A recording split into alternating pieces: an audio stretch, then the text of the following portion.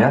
Mungkin kalau seperti yai dan guru-guru kita tahu bahwa masih ada yang namanya upaya-upaya pemurtadan, ya. Dari cara dan jalan apapun masih banyak upaya-upaya pemurtadan itu dilakukan.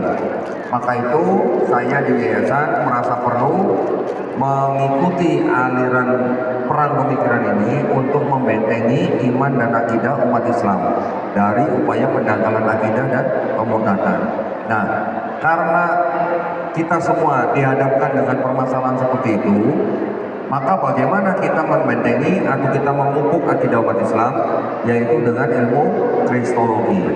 Tapi Islam juga diserang, ya.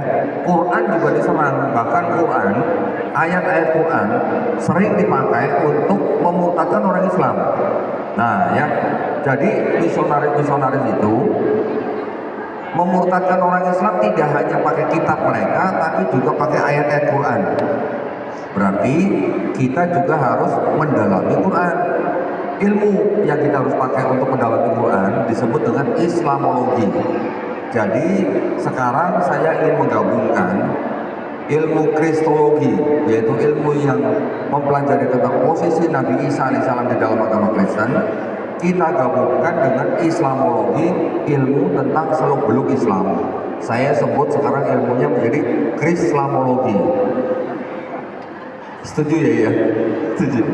Jadi ada ilmu Krislamologi, artinya kita mengetahui isi akidah kitab sejarah Kristen, tetapi kita juga harus memperkuat diri kita sendiri dengan ilmu Islam. Itu yang kita harapkan. Supaya apa? Supaya ketika Islam diserang kita bisa menjawab, tetapi selain menjawab kita juga bisa meng-counter attack. Ya, meng-counter attack artinya apa? Dengan menyerang balik dengan secara ilmiah. Kita tidak boleh menghina agama orang lain. Kita tidak boleh menghina sesembahan orang lain. Itu adalah perintah dari Allah SWT, ya. Karena kalau kita menghina sesembahan mereka, mereka akan menghina Allah SWT tanpa pengetahuan. Nah, makanya saya ingin bahwa kita di dalam Quran sering membaca Nabi Isa alaihissalam diberikan kitab Injil, Nabi Musa alaihissalam diberikan kitab Taurat. Apakah, nah ini adalah pertanyaan besar, apakah siapa? Tolong ambilin kitab tuh. Sebentar ya. Saya perlihatkan supaya umat Islam bisa paham apa yang saya maksud, ya. Kita punya pertanyaan besar.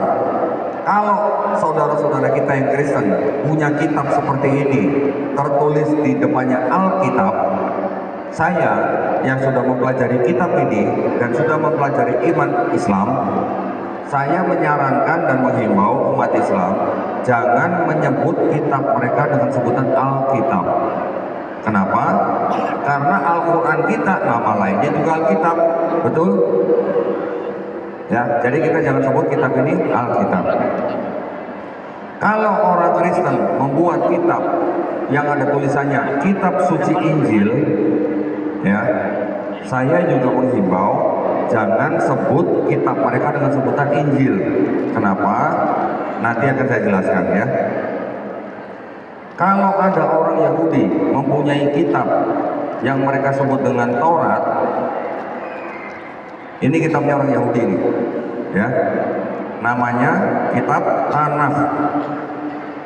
Tulisannya Tanakh. Tanakh ini adalah singkatan. Singkatan apa? Singkatan Torah, Nevi'im, Ketuvim. 3 kelompok kitab dijadikan satu menjadi Tanakh.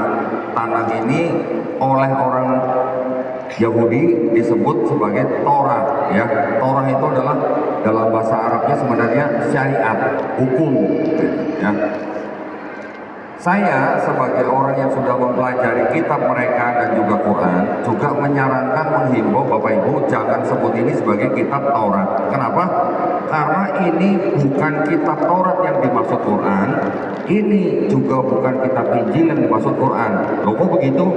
Nah, kita pelajarin kapan kitabnya orang Yahudi ini disusun.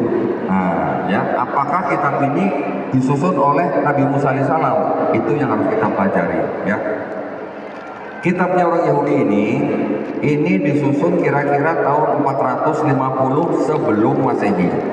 Ya. Nabi Musa alaihissalam hidup kira-kira abad 15-14 sebelum Masehi. Jadi jaraknya dengan ini kira-kira 1000 tahun. Ya. Sebelum disusun menjadi tanah, dokumen tertua yang bisa ditemukan dari kalangan mereka itu baru di abad 7 sebelum Masehi. Berarti jauh sekali dari zaman Nabi Musa alaihissalam masih hidup. Jadi kalau begitu, apakah ini disusun oleh Nabi Musa dan pengikutnya? Jelas tidak, ya. Apakah kita pernah membaca di dalam Quran? Kami menurunkan kitab Taurat kepada Nabi Musa dan kami pula yang akan menjaganya. Pernah? Pernah. Tidak ada, ya. Apakah kita pernah membaca di dalam hadis Nabi Musa alaihissalam dan pengikutnya menulis kitab Taurat? Ada? Tidak ada. Begitu juga yang ini. Yang ini, apakah kita pernah membaca di dalam hadis Nabi Isa alaihissalam dan Hawariyun menulis kitab Injil? Pernah baca? Tidak ada. Apakah kita pernah baca di Quran? Kami yang menurunkan Injil, kami pula yang menjaganya. Tidak ada juga. Berarti bagaimana kita yakin ini adalah Taurat dan Injil yang dimaksud Quran? Tidak. Itu maksud saya. Yang kedua, di dalam Quran surat Al-A'raf ayat 157 dikatakan, dan mereka beriman kepada Nabi yang ummi yang namanya tertulis di dalam kitab Taurat dan Injil. Apakah di sini ada nama Muhammad? Saya yang sudah pelajari, saya berani mengatakan tidak ada, ya. Kalau tidak ada, apakah ini kitab Taurat dan Injil yang dimaksud oleh Quran surat Al-A'raf 157? Itu maksud saya. Di Quran surat As-Saff ayat ke-6 dikatakan bahwa Nabi Isa alaihissalam berkata akan ada Rasul yang akan datang bernama siapa? Ahmad. Apakah di sini ada nama Ahmad? Tidak ada. Apakah di sini juga ada? Apalagi, ya. Berarti kalau begitu kan ini bukan Taurat dan Injil yang dimaksud oleh Quran surat As-Saff ayat ke-6. Gitu. Maksud saya begitu. Yang dimaksud dengan kitab Taurat, kitab Injil itu apa? Nah, secara definisi, kitab Taurat dan kitab Injil adalah wahyu-wahyu yang diturunkan Allah SWT kepada Nabi dan Rasulnya untuk Bani Israel pada zaman itu. Setuju? Betul ya? Wahyu bentuknya seperti apa? Wahyu bentuknya adalah pesan atau pengetahuan yang diterima oleh Nabi dalam kalbu Nabi, kemudian disampaikan kepada umatnya untuk jangka tertentu, gitu ya. Yang paling jauh bisa kita imani sebagai kitab Taurat adalah ketika Nabi Musa alaihissalam memahat di atas 2 loh batu, yang mana ketika Nabi Musa alaihissalam melihat Bani Israel menyembah patung sapi, kedua loh batu itu dihancurkan. Paling jauh hanya itu, ya, yang berupa fisik. Tetapi kata kitab, ya, khususnya di dalam Quran yang merujuk kepada kitab Taurat dan Injil, itu kata kitab belum tentu harus berbentuk buku. Kata kitab sendiri dalam bahasa Arab selain artinya wahyu yang dibukukan, juga bisa berarti hukum, ketetapan, berita, aturan dari Allah SWT terhadap sebuah kaum tertentu. Kata kitab, gitu ya. Saya akan buktikan dari ayat-ayat Quran juga yang lain. Ketika Nabi Isa alaihissalam misalnya, yang masih di pangkuan ibunya, membela ibunya, menghadapi tuduhan kaum Yahudi di Quran surat Maryam ayat ke-30. Qala ini Abdullah, sesungguhnya aku adalah seorang hamba Allah. Ataniyal kitabah, aku diberikan kitab. Kitab apa? Kitab Injil. Apakah Nabi Isa yang masih bayi menerima buku dari langit? Tidak, ya, tentu saja. Berarti kata kitab di situ artinya apa? Wahyu yang berisi hukum, ketetapan, perintah dan aturan yang diturunkan kepada Nabi Isa untuk Bani Israel, gitu kan? Jadi maksud saya, ada berapa Injil yang diberikan kepada Nabi Isa alaihissalam untuk Bani Israel? Cuma satu. Tapi kalau di sini ada Injil Matius, Injil Markus, Injil Lukas, Injil Yohanes. Yang pernah belajar usuluddin pasti tahu. Nah, ya kan? Berarti ini bukan Injil yang diberikan kepada Nabi Isa alaihissalam. Makanya kita jangan sebut kitab ini Injil. Ya, ini maksud saya, ini poin saya. Nah, kenapa kita harus mengetahui seperti ini? Supaya ketika kita punya teman atau jangan-jangan ini kan remaja semua nih ya, masya Allah ya. Ada yang pacaran nggak di sini? Remaja di sini? Pengen tahu saya. Ada yang pacaran? Ada yang punya pacar? Boleh tunjuk tangan? Waduh, nggak ada yang berani tunjuk tangan nih. Kenapa saya nanya begitu? Ya, kalau pacaran sama sesama Muslim masih mendingan ya, walaupun pacaran itu katanya nggak boleh. Tetapi kalau yang punya pacar bukan orang Islam, nah itu yang jadi masalah. Banyak calon-calon datang ke tempat saya, entah yang yang laki-laki Muslim atau dan perempuannya Kristen atau sebaliknya, itu banyak yang datang ke saya. Mereka berkonsultasi. Ada yang dari Kristen masuk ke Islam, ada juga yang setelah datang ke tempat saya putus. Kenapa putus? Karena di agama Kristen dan Islam dan agama yang lain di Indonesia semuanya melarang nikah beda agama. Semuanya ya. Jadi adik-adik yang di sini masih remaja nih, khususnya yang yang masih bergejolak gitu ya, masih cinta, istilahnya cinta apa? Cinta monyet atau apa gitu lah pokoknya. Hati-hati jangan sampai terpengaruh untuk nikah beda agama. Jangan sampai ya. Karena semua agama juga melarang, termasuk di dalam agama Kristen sendiri. Bahkan tafsirnya agama Kristen di dalam 2 Korintus pasal 6 ayat 14, jangan kamu merupakan pasangan dari orang yang percaya. Tafsirnya, orang Kristen tidak boleh berteman karib, tidak boleh bermitra usaha, tidak boleh dalam golongan rahasia, tidak boleh berkencan, tidak boleh menikah dengan orang di luar Kristen. Kita juga tahu bahwa di Quran surat Al-Baqarah ayat 221, kita juga tidak boleh menikah dengan kaum musyrik ya. Walaupun tafsirnya mungkin itu musyrikin itu berurusan dengan kaum pagan, tetapi kita di Islam juga menghukumi saudara kita yang Kristen itu juga sebagai musyrik gitu ya. Jadi adik-adik di sini semua, karena kita semuanya nih melihat hari ini sebagai kajian remaja akbar, saya berharap kita semuanya mempunyai akidah yang kuat tentang Islam, bahwa di dalam Islam akidah kita tidak boleh ditukar dengan sembako, akidah kita tidak boleh ditukar dengan uang gitu ya.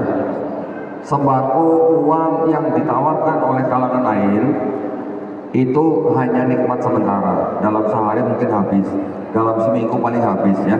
Tetapi ini urusan dunia akhirat, jangan sampai kita menggadaikan iman kita hanya kepada kenikmatan dunia yang sesaat. Ini maksud saya ya. Belum azan ya Pak ya? Belum. Nah, 10 menit lagi. Jadi saya ingin memberikan sedikit pengantar ya untuk Bapak Ibu semua di sini, untuk adik-adik semua, bahwa kita di Islam kita mengenal yang namanya konsep ketuhanan, yaitu yang tauhid. Tauhid artinya mengesahkan Allah Subhanahu wa taala ya.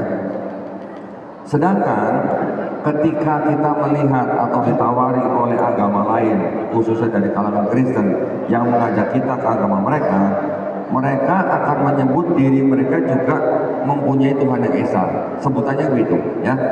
Tetapi mereka juga tidak semuanya satu golongan atau satu akidah. Mereka punya 3 golongan yang utama.